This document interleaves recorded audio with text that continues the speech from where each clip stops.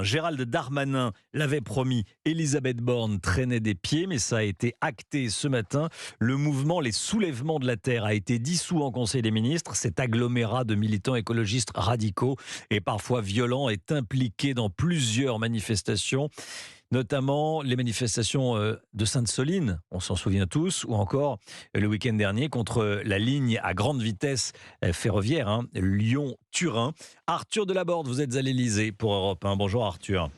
Bonjour à tous. Cette décision a un poids politique ? Oui, elle provoque d'abord un tollé à gauche où l'on dénonce une dérive autoritaire, ce que conteste évidemment le gouvernement, à l'image de son porte-parole Olivier Véran il y a quelques minutes lors du compte-rendu du Conseil des ministres. Ce n'est pas la liberté d'expression ni la liberté de manifestation qui est en question.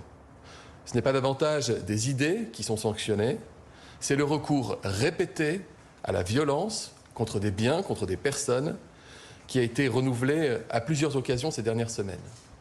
Défendre ces idées, sensibiliser, se mobiliser pour changer la loi, oui, mais dans le respect de l'état de droit, pas en sabotant, pas en dégradant, pas en appelant, voire en organisant la violence.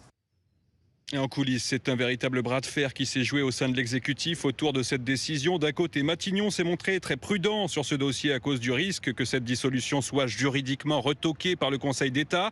Malgré tout, selon plusieurs sources proches de l'exécutif, Emmanuel Macron a lui-même fait pression sur la Première ministre pour que la décision soit prise le plus rapidement possible.